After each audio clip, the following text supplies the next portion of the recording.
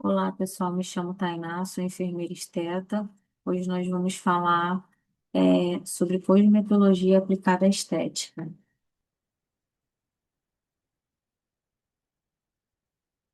Cosmetologia é a ciência por trás do cosmético. O que tem naquela formulação, como ele interage com a pele do paciente, quais benefícios vai trazer para a pele do paciente, qual resultado vai tratar naquela disfunção estética ou vai dar naquela disfunção estética, é, tudo pensando sempre na segurança do paciente, na segurança do procedimento. Nós vamos trabalhar nesse slide, essa tríade, a fisiologia mais disfunção estética e ativo correto. Vamos relembrar um pouquinho o que nós estudamos lá na aula de prescrição, antes de dar início aqui à nossa aula de cosmetologia. Nós falamos de formulação na aula anterior, né? Na nossa prescrição. A nossa fórmula estratégica, ela tem que conter o veículo, que é a entrega, o ativo, que é a função, os aditivos que está ali relacionado à estabilidade, conservantes e ajustes de pH. Quando a gente fala em prescrição, nós temos que estar ciente da indicação técnica com responsabilidade para esse paciente. A escolha certa, a dose certa, a concentração certa e todo o contexto ali daquela disfunção estética certa. Nós falamos muito na aula anterior sobre concentração da sua prescrição, da sua fórmula, dos seus ativos. Então, concentração define a potência, mas também define o risco. Quanto maior a concentração, mais irritabilidade eu posso trazer para essa pele, mais sensibilidade eu posso trazer para essa pele. Aqui eu vou passar um vídeo para vocês que fala um pouquinho das camadas da pele. A pele é constituída por três camadas: a hipoderme em profundidade, a derme e, por fim, a epiderme à superfície. Cada camada desempenha um papel essencial. A derme, ricamente vascularizada e inervada, é a camada de apoio e de suporte da pele. É composta por fibroblastos, células responsáveis pela síntese das fibras essenciais que conferem elasticidade e flexibilidade à pele. A derme está também implicada nas reações imunitárias através da presença dos mastócitos. Por cima da derme, que serve de apoio, temos a epiderme. É constituída por sucessivas camadas de células, os queratinócitos. Estes últimos deslocam-se para a superfície, transformando-se em corneócitos, que formam a camada córnea, barreira física de proteção. Compara-se frequentemente a camada córnea a um. Os tijolos são os corneócitos, fixos pelo cimento lipídico, o cimento intercelular. É no centro da epiderme, em profundidade, que se encontram os melanócitos, células envolvidas na síntese da melanina, pigmento responsável pela coloração da pele.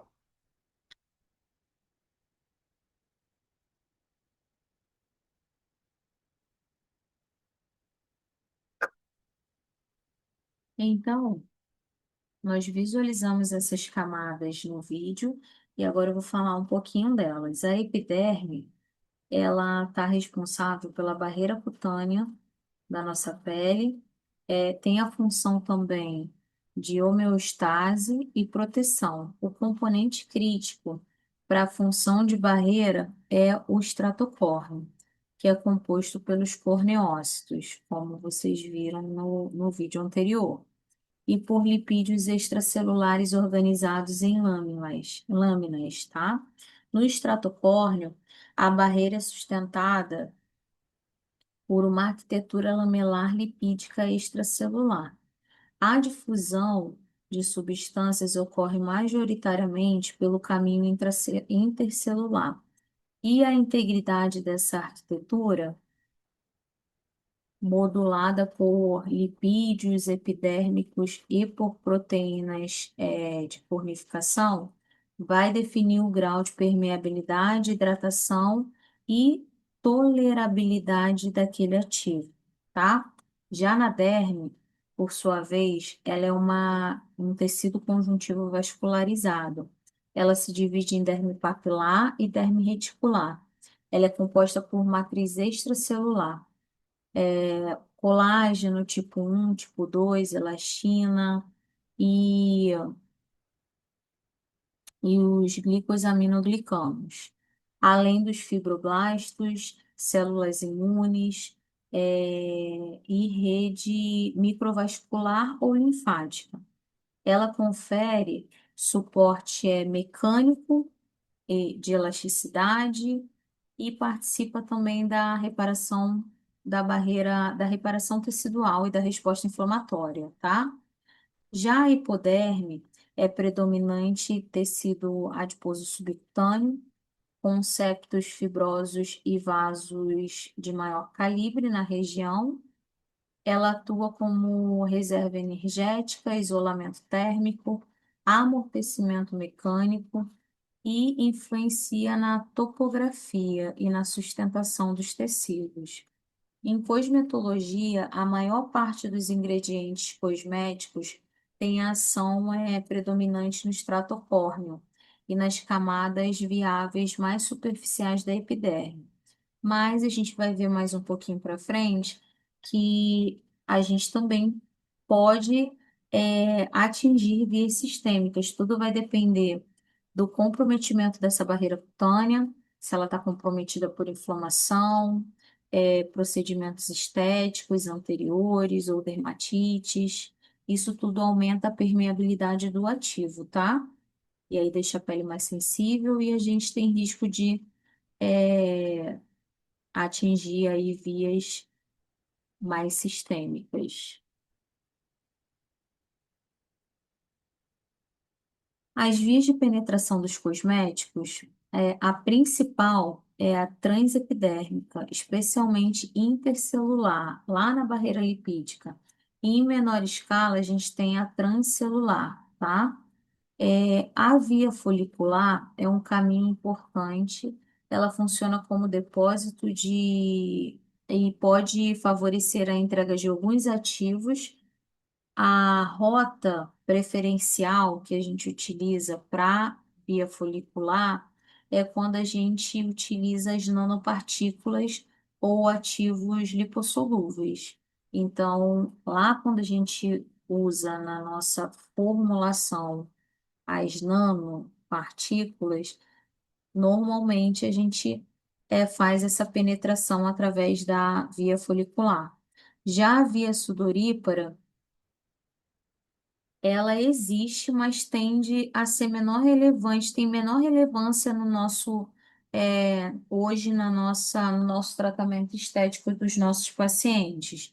Um exemplo de penetração nessa via é a iontoforese. Para quem não conhece a iontoforese, eu estou falando da corrente galvânica, tá? Ela atua através da ionização. Então, ela faz a entrega dos ativos ionizáveis, tá? Os ductos eles funcionam como um atalho para moléculas pequenas e ionizáveis nessa via de penetração.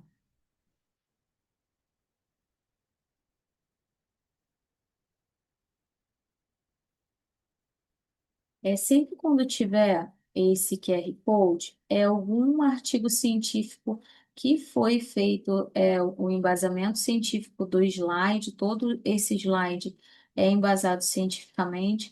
Então, vocês podem apontar o celular para cá, para essa região aqui, tá? Escanear esse QR Code, apontar a câmera do celular para cá, que você vai ter acesso na íntegra desse artigo científico que eu estou, relatando aqui no trabalho. Em geral, o efeito local, em geral, assim, na penetração dos cosméticos, o efeito ele é local e superficial. A absorção sistêmica vai depender da relevância clínica, como eu falei anteriormente. Vai depender do ativo, do veículo, da área de aplicação, oclusão, integridade daquela barreira cutânea. Então, é importante a gente ter atenção em relação a isso. Eu coloquei um QR Code, é, um ensaio clínico do JAMA, que testou filtros solares e mediu a concentração plasmática desses cosméticos, tá?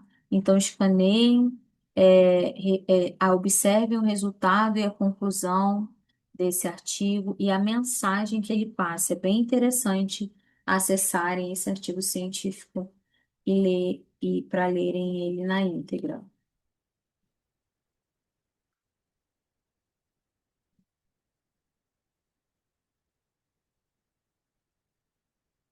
O que vai interferir na absorção dos ativos? A espessura da pele. Quanto mais fina a região, maior vai ser a absorção, tá? Quanto mais grossa a região, menor vai ser a absorção. Então, a gente tem aí o exemplo da pálpebra, as pálpebras que são regiões finas, e aí esse ativo, ele vai ter maior penetração, vai ser mais rápido ali nessa região, porque ele tem menos camadas para ele poder penetrar. Já na palma das mãos e na planta dos pés, ele tem menos absorção, porque a camada é mais grossa, mais espessa, então vai demorar ali a absorção desse ativo e a penetração dele também. A integridade da barreira cutânea também conta. A barreira dessa pele lesionada aumenta a permeação e também a chance de irritação nessa pele. Então, se a gente tem uma pele lesionada e sensibilizada, a gente aumenta a permeação desse ativo, tá? Então, a pele tem que estar íntegra quando nós formos trabalhar com qualquer tipo de fórmula, a não ser que seja uma fórmula calmante ou promovedora de barreira cutânea, tá? Que a gente está querendo ali melhorar essa barreira cutânea da região. A integridade da barreira cutânea está muito relacionada lá também ao nosso tratamento de peeling, ao tratamento de pré-peeling e pós-peeling. Ou seja, você preparar essa pele para agressão, preparar essa pele com um promovedor de barreira cutânea, um hidratante de barreira cutânea, mas também nesse hidratante ou nesse clareador hidratante, você vai colocar lá uma porcentagem baixa do peeling que você vai utilizar lá em porcentagem alta no seu consultório, no paciente. Isso ajuda a gente verificar se o paciente vai ter alguma reação, algum processo alérgico ou ao peeling que a gente vai usar em alta porcentagem lá no nosso consultório, tá? Então, o pré-peeling, ele é importante em relação a isso e porque você vai fortalecer essa barreira cutânea para, posteriormente, agredir essa pele com peeling. E o pós-peeling é totalmente recuperar essa barreira cutânea, essa integridade de barreira cutânea, tá? A idade também é importante. Pele madura tende a ter barreiras mais vulneráveis, então a nossa régua de tolerância muda, tá? A nossa tolerância. Então, uma pele mais jovem, a barreira é mais íntegra, né? A gente espera que seja cientificamente uma pele mais jovem, a barreira cutânea é mais íntegra. Numa pele madura, a barreira cutânea não é tão íntegra, então a gente tem, já é vulnerável, né? Então a gente tem permeabilidade maior. Então aí que mora o perigo, tá? Pacientes de pele madura, que você vai fazer lá um peeling de ata, um peeling mais agressivo, você tem que tomar cuidado porque a permeabilidade nessa pele vai ser maior, porque já está vulnerável. Então, ó, mais uma vez, artigo científico aqui, aponte a câmera do seu celular para você ter acesso ao texto na íntegra.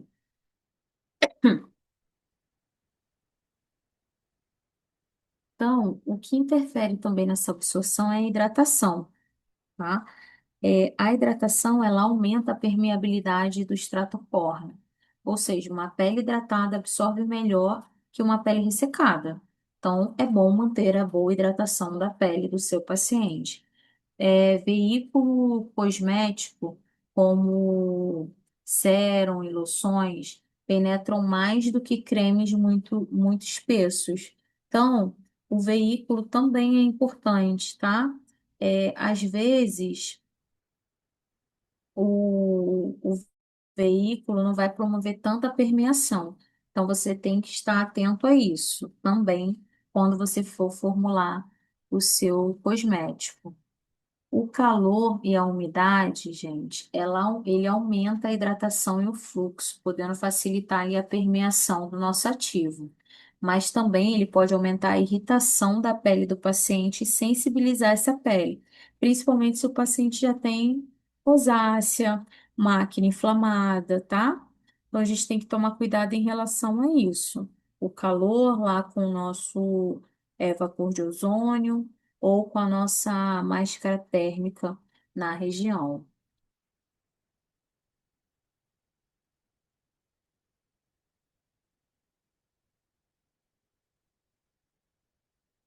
Mais artigos científicos relacionados ao tema para vocês acessarem e lerem na íntegra. Os facilitadores de permeação. Quando a gente fala de permeação cutânea, a pele funciona como uma barreira físico-química. O que mais determina o desempenho tópico é o tamanho e o peso molecular, tá? Desse ativo. A afinidade pelo extrato córneo também. O sistema veículo e fórmula também. O que que é esse sistema? Se é gel, se é sérum, se é emulsão, se é creme oclusivo, o seu veículo ali da sua formulação. E o estado da barreira cutânea também conta, tá? Como a gente já falou anteriormente. Primeiro, o peso molecular. Existe uma regra prática muito usada na farmacologia e na cosmetologia, a chamada regra dos 500 Daltons. Ele é composto com uma massa molecular baixa, de 500 Daltons, ou seja, quando tem esse composto, ele tem uma massa molecular baixa, abaixo desse número de 500 Daltons, ele tem probabilidade maior de atravessar o extrato córneo por difusão. Acima disso, a passagem por essa barreira cai muito, tá?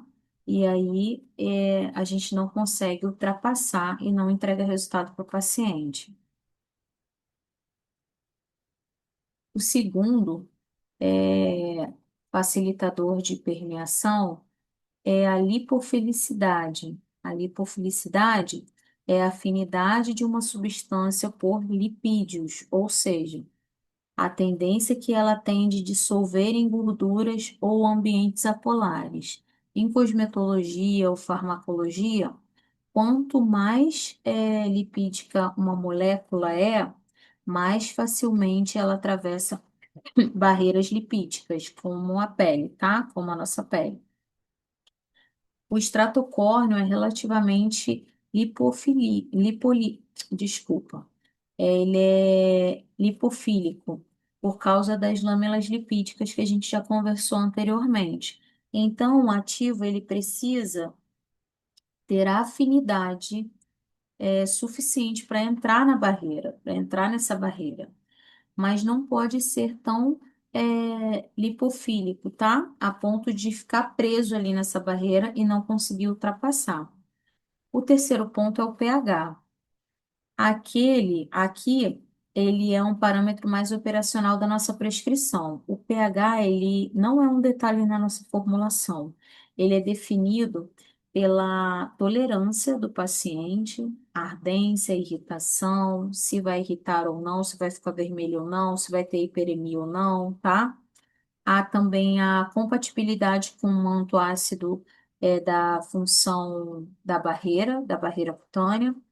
E ele está relacionado também à estabilidade físico-química, tá?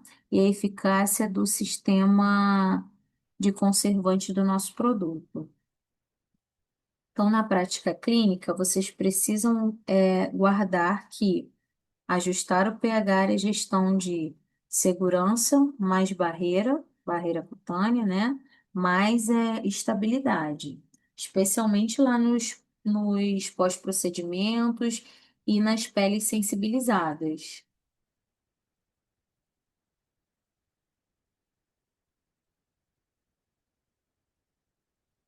Então, o que que é o pH? O pH é uma medida logarítmica da acidez do meio. Em outras palavras, ele reflete a atividade de íons H+, na formulação e na superfície da pele.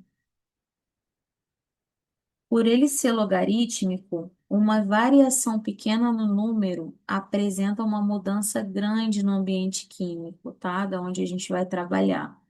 Na pele, isso é essencial porque o manto é ácido.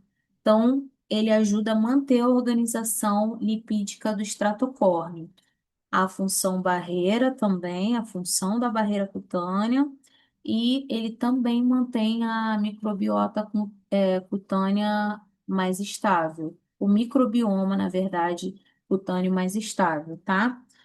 Quando eu uso produtos alcalinos, eu elevo o pH superficial. E isso pode aumentar a perda transepidérmica de água, que é o TEWL, tá? Então, vai piorar o ressecamento daquela região. Piora a pele do paciente, ela fica ressecada, ela fica mais reativa e ela fica com a barreira cutânea vulnerável, tá? Então, ele tem irritação e aí acaba que os ativos não fazem uma boa penetração. Então, se você passou um sabonete com pH alcalino para o seu paciente, ele vai ter ardência, sensibilidade, ele não vai conseguir, talvez, usar lá o hidratante clareador, tá? Então, não vai fazer efeito. É tudo a questão de pH da região que você vai trabalhar. E do ponto de vista dos ativos, o pH funciona como um ajuste fino, de performance da fórmula, tá? Ele influencia na estabilidade da formulação, na conservação, acho que eu já falei anteriormente, né? E na potência clínica do tratamento.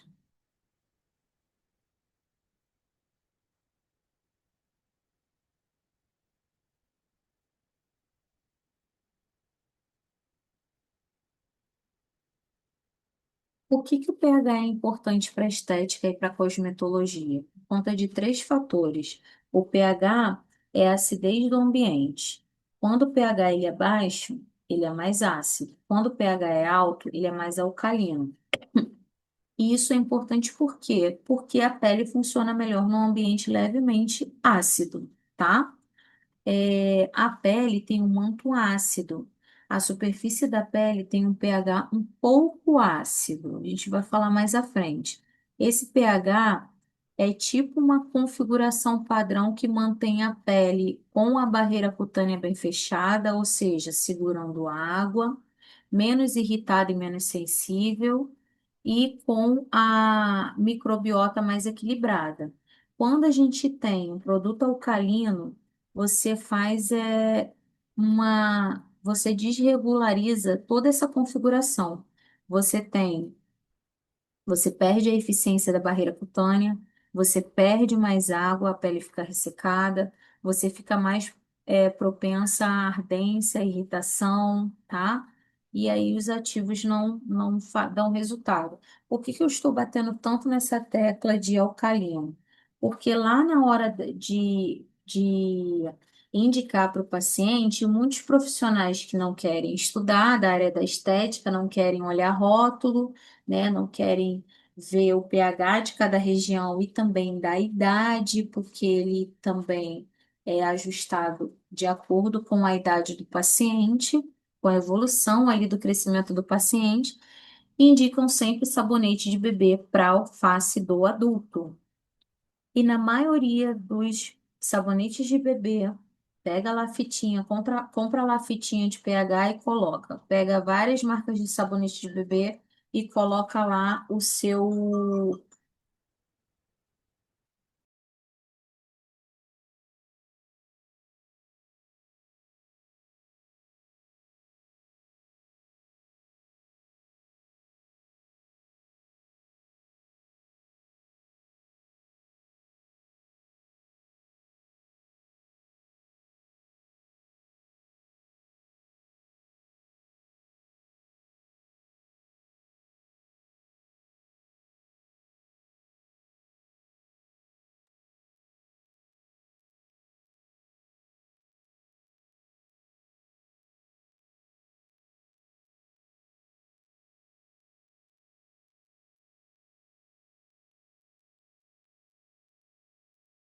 Então, você pode comprar aquelas fitinhas de pH e fazer o teste. Com várias marcas de sabonete líquido de bebê, tá? E ver o pH de cada um deles. E aí você vai saber se você pode indicar ou não para o seu paciente. A maioria dos sabonetes líquidos de bebê do Brasil, eles são alcalinos, tá? Mas não deveria, mas são. Vocês vão entender por que que não deveria mais para frente.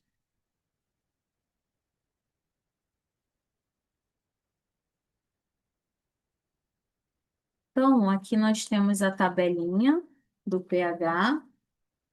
Então, aqui, ó, o pH ácido, ele é inferior a 7, tá? Então, o pH ácido, ele é inferior a 7. O pH neutro, ele é igual a 7. E o pH alcalino ou base, ele é superior a 7. Superior a 7, tá? E o nosso pH da pele, o nosso manto ácido protetor, ele está aqui nesse nível, máximo 6. Nós vamos falar mais um pouquinho dele.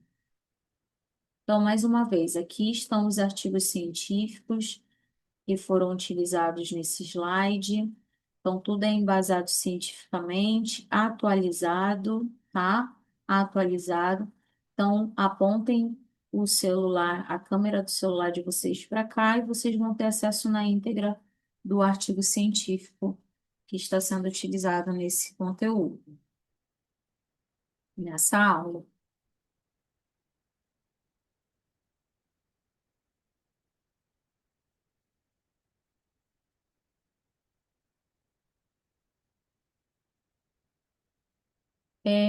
O pH ele muda de acordo com a idade e com a região do corpo do paciente. Primeiro por idade, vamos falar primeiro por idade, tá? No recém-nascido, a superfície começa menos ácida, mais próximo do neutro, tá? Ele fica mais próximo ali do neutro, em torno de 6,6 a 7,5. Isso não é alcalino. Se estiver em 6, ainda é ácido, ok?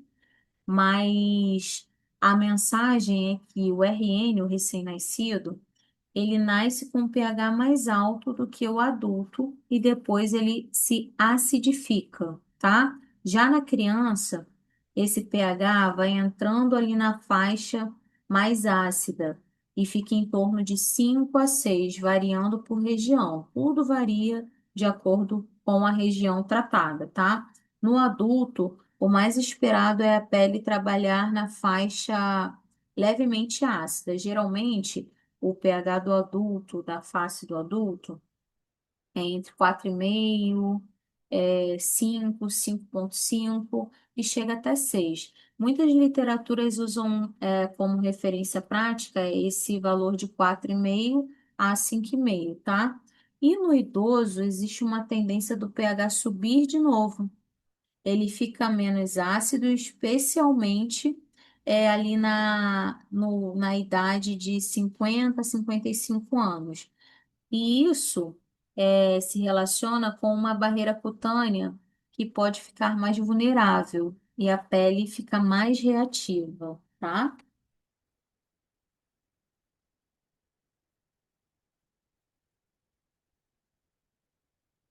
Agora nós vamos falar por regiões anatômicas. Axila e dobras. Elas costumam ter o pH mais alto, por umidade e oclusão, ficando em torno de 6, 7,5. Isso muda a microbiota do local e tem relação lá com o odor e a sensibilidade dessas regiões, tá? Aqui eu quero que vocês gravem a diferença antes de abordar os dois de vulva e vagina. Vulva não é vagina, tá? A vulva é a pele externa e as dobras ali da região. Ela pode estar o pH por volta de 6 e existe um gradiente, tá? Esse gradiente mais ácido, ele é mais ácido perto do vestíbulo e mais alto na pele ao redor, tá? Dessa região. Já a vagina, na idade reprodutiva, é tipicamente ácida. O pH está em torno de 3,8 a 4,5. E eu quero falar um ponto aqui. A higienização íntima externa é para conforto e preservação da mucosa e pele da região, tá?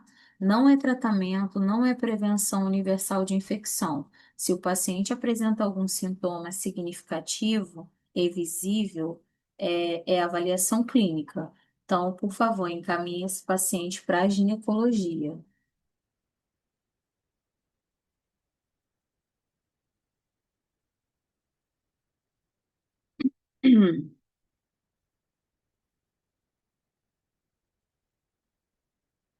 Esse slide ele resume diretamente o pH, a barreira cutânea e a tolerabilidade do paciente.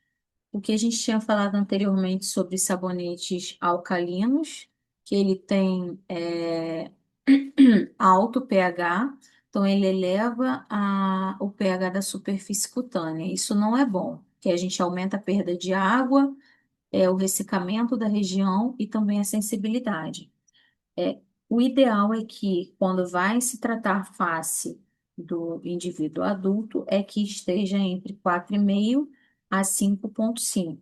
É claro que agora vocês já entenderam que o pH altera por região anatômica e também por idade. Então, não preciso repetir, né? Que se você for tratar um idoso, o pH é diferente lá na faixa etária de 50 a 55 anos na região da face. Procedimentos como peelings, o peeling químico, a gente faz uma acidificação controlada, tá? Para um efeito terapêutico específico. Depende muito do que a gente quer ali tratar com aquele peeling. Só que isso vem junto com a alteração temporária da barreira cutânea. A gente está agredindo essa pele, então a gente remove ali a barreira cutânea dessa pele, tá? Por isso que o pós-tratamento é parte do tratamento, tá? Então, a gente tem que escolher um limpador lá, um sabonete suave que não vai agredir, não vai promover esfoliação naquela pele, um hidratante que vai promover barreira cutânea e educar a fotoproteção do paciente, evitando produtos alcalinos e ativos que são irritantes no período imediato, no pós-imediato.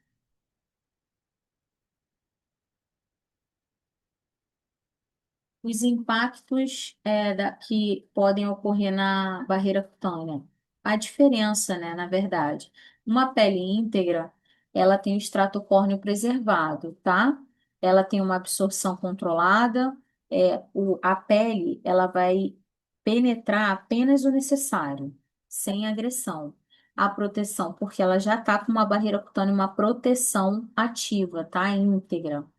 Ela tem a proteção contra agentes externos bem ativa e os cosméticos agem de forma segura e gradual, sem trazer agressão nessa pele, porque ela está com a barreira cutânea íntegra. Já uma pele sensibilizada, agredida, ela tem a barreira cutânea danificada. E aí pode estar danificada por quê? Dermatite, rosácea, acne inflamatória, procedimentos como peeling, microagulhamento, tá? Ou um laser ablativo. A absorção nessa pele sensibilizada, ela é aumentada. Então, o paciente ele tem risco de irritação e toxicidade nessa região, tá? Ele tem maior chance também de efeitos adversos. É necessário escolher muito bem os veículos. Então, a gente vai dar preferência nessa pele sensibilizada para os ativos suaves e calmantes e que promovam barreira cutânea que a gente precisa numa pele sensibilizada, tá?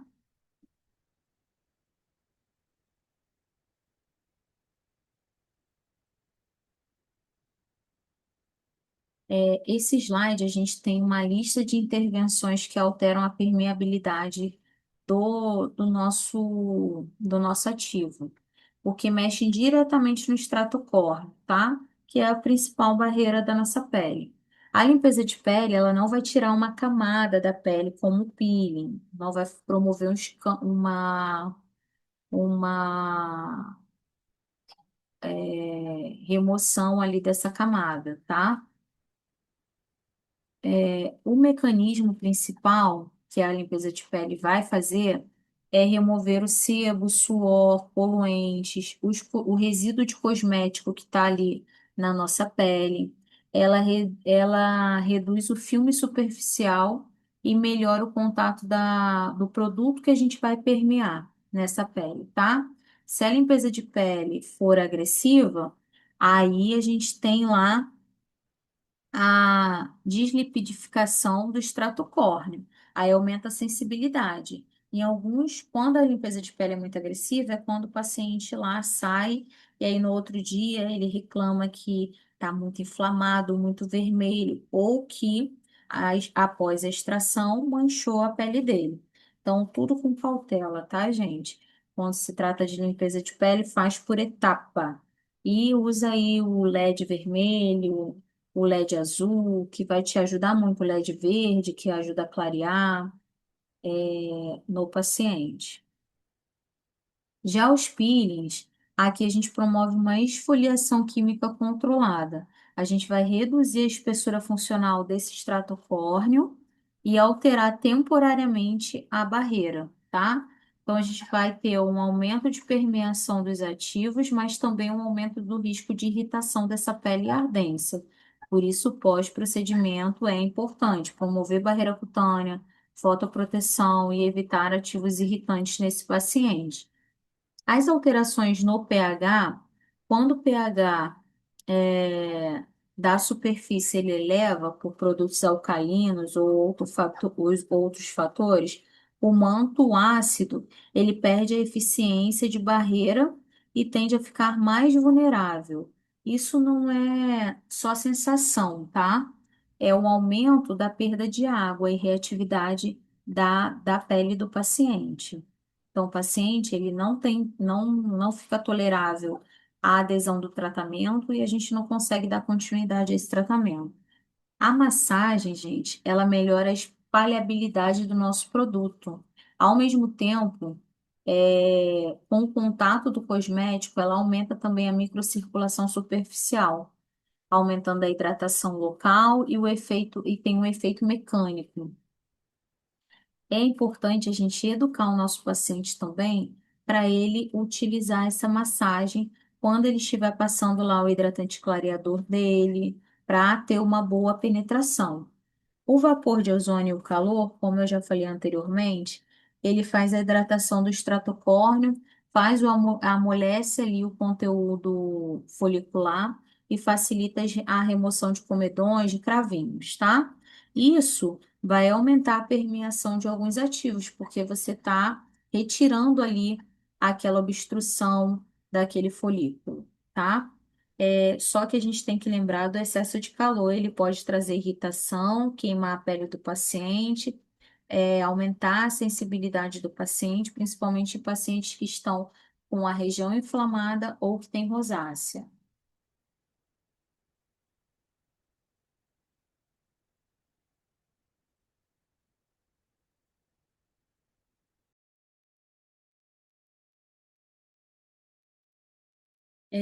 Então, agora nós vamos falar um pouquinho do mecanismo de ação de alguns ativos. Quando nós falamos de clareadores tópicos, o objetivo não é apagar aquela mancha, tá?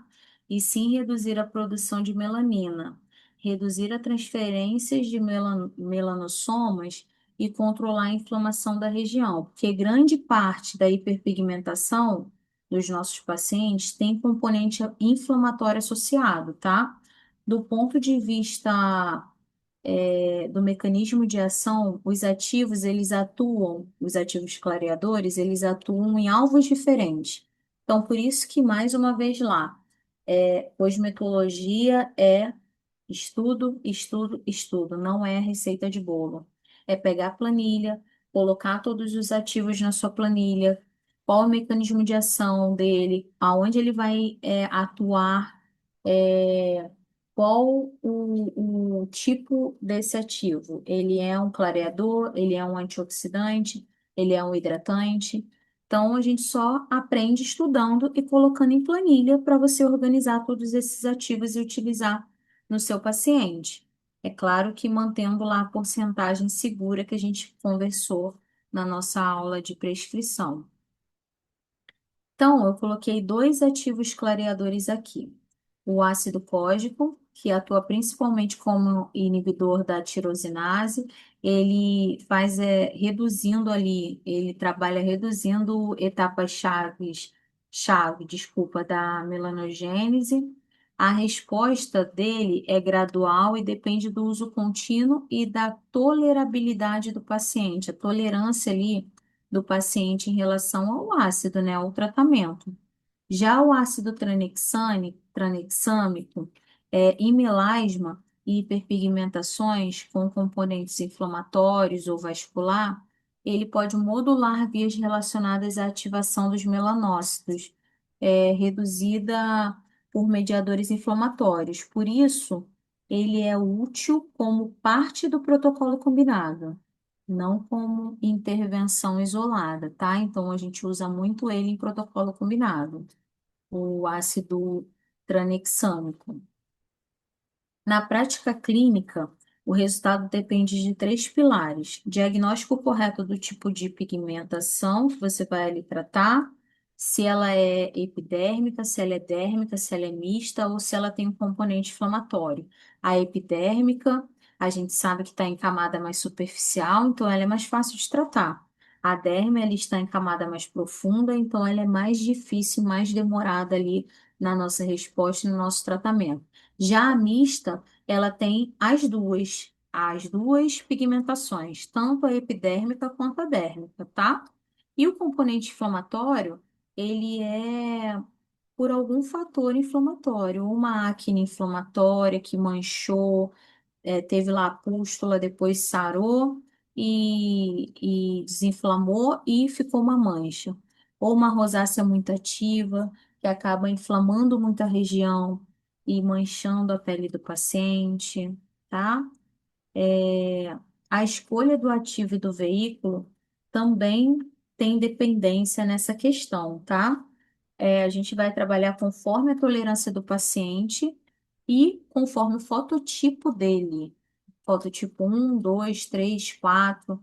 Isso, sobre fototipo, a gente vai falar lá no gerenciamento de pele, que tem uma escalinha que a gente passa para vocês para a gente identificar o fototipo do nosso paciente. E o principal, que é controlar o gatilho, tá? Qual foi o gatilho principal dessa mancha? Foi hormonal? Foi estresse? Foi a radiação? Então, a gente tem que entender ali, através da nossa anamnese, conversa com o paciente, como que surgiu aquela mancha? Foi pós-gravidez? Ou o intestino dele está preso? Porque as manchas também têm essa associação, tá?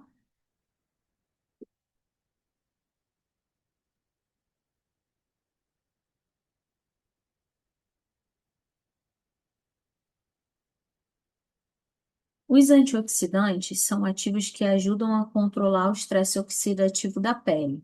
Na prática, isso significa reduzir o excesso de radicais livres gerados principalmente por radiação UV, também por poluição e inflamação, tá? Esses radicais livres atacam lipídios, proteínas, DNA e ativam vias que aumentam a degradação da matriz dérmica, ou seja, favorecem o envelhecimento cutâneo, tá? Então, o papel do antioxidante no protocolo é diminuir o dano e a inflamação subclínica, melhorando a manutenção do colágeno e ajudando a pele a responder melhor os tratamentos. Eu coloquei a vitamina C aqui, que é o ácido ascórbico. Ela atua como antioxidante, também participa na síntese de colágeno. Além de ajudar na uniformização do tom da pele, ela também reduz parte do estresse oxidativo associado à pigmentação. Já o resveratrol, que é o meu queridinho, ele é um desculpa, ele é um polifenol antioxidante com boa aplicação em protocolos de fotoenvelhecimento, principalmente como suporte de proteção biológica junto à fotoproteção. Eu amo passar o resveratrol para escrever para o meu paciente que está tratando rejuvenescimento, tá? Aí, aqui a gente está falando de vias tópicas, né? Mas eu também prescrevo resveratrol por via oral, quando o paciente também está tratando mancha, fotoenvelhecimento, a gente também pode suplementar por via oral, mas aí já é outra questão lá na nossa prescrição, né? Agora, o ponto que eu quero que vocês guardem é que o antioxidante só funciona se estiver estável e bem formulado, tá? A vitamina C, por exemplo, ela oxida fácil. Se a formulação não for bem feita, como assim? O pH adequado, a embalagem adequada, o veículo correto, ela pode degradar. E aí, o paciente vai estar utilizando a vitamina C e não vai ter resultado. E ele vai colocar culpa no profissional e na formulação. Mas não, é a questão mesmo da oxidação.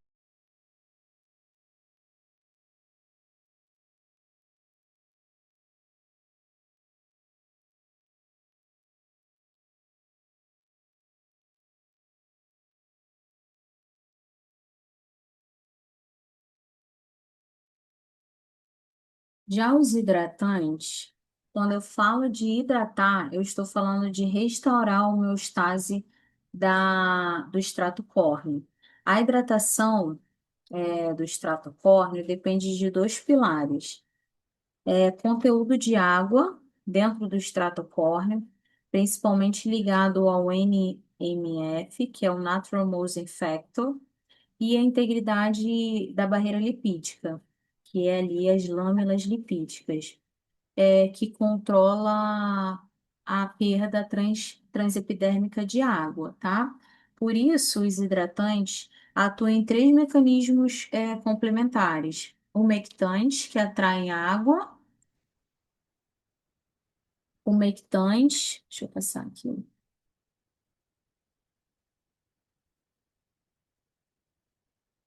Os umectantes, que eles atraem e retêm água, eles aumentam o conteúdo de água no extrato córneo. Um exemplo é a glicerina, o, o sorbitol, ácido hialurônico e a ureia de baixa concentração. Em ambientes muito secos ou com a barreira cutânea muito alterada, o umectante isolado, ele pode dar aquela sensação de repuxamento na pele do paciente, tá? Então, a gente costuma prescrever ele, na nossa formulação, sempre combinado com alguma outra coisa, algum outro ativo. Já os emolientes, eles fazem a reposição lipídica e melhora a textura da pele. Eles vão atuar preenchendo irregularidades entre os corneócitos e contribuindo com os lipídios, tá? Ele dá aquela sensação de maciez na pele, melhorando a flexibilidade e a suavidade da superfície cutânea. Exemplo, nós temos os óleos, as manteigas, os triglicerídeos. Em pele com déficit lipídico, o emoliente costuma reduzir aquela sensação de pele áspera. Os oclusivos, eles reduzem a perda transepidérmica de água. Eles formam um filme hidrofóbico na superfície e reduzem a perda de água por evaporação, tá? Exemplo, nós temos a vaselina, o dimeticona, as ceras, eu uso muito cera de abelha nos pacientes e a cera de carnaúba, tá? Quando a gente fala de oclusivos, sempre pense em quando você for tratar pele acneica ou oleosa nas bases oil-free. aquela que a gente passa e seca rápido, não fica pegajosa na face do paciente. Sempre quando eu utilizo assim, na, os ativos, na fórmula, é sempre hidratante, que seja oclusivo, eu coloco oil free. É só você colocar uma observação, base oil free, embaixo da sua prescrição, tá? Então, a conclusão, antes de escolher o hidratante, você vai definir o problema dominante, tá? Tem déficit de água? Então, a prioridade é a umectação. Tem déficit lipídica? Tem aquela pele áspera? Então, eu tenho que reforçar emoliência. A barreira cutânea está aberta, com alta perda de água, então eu tenho que ocluir e fazer o reparo dessa barreira cutânea, tá?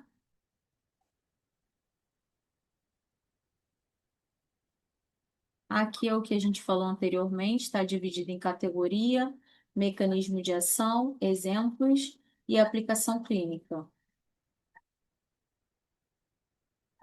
Essa parte, nós temos dois QR Codes que vocês vão apontar a câmera para cá e um em Docs em Word que tem algumas formulações já prontas. Esse daqui é uma planilha que já está alimentada, eu já alimentei com alguns ativos. Então, você faz a cópia dela e continua a alimentar para você estudar, tá? Eu vou precisar que vocês olhem os ativos desses dois QR Codes, porque vocês vão fazer uma atividade no próximo slide, que é entregar, que tem que entregar e que vai valer ponto, vai ser somado com a pontuação da prova, tá? É, Então, vou dar um tempinho para vocês escanearem esses QR Codes para gravar no celular de vocês a planilha dos ativos e as fórmulas.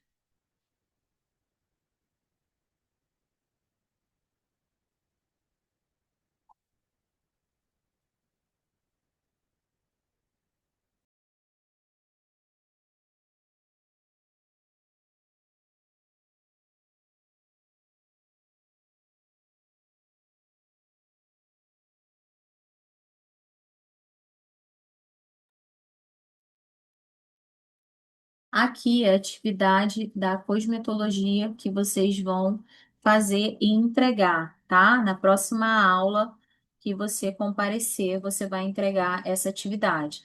Então, escaneiem esse QR Code, porque eu vou abrir aqui a atividade para orientar vocês como será realizada.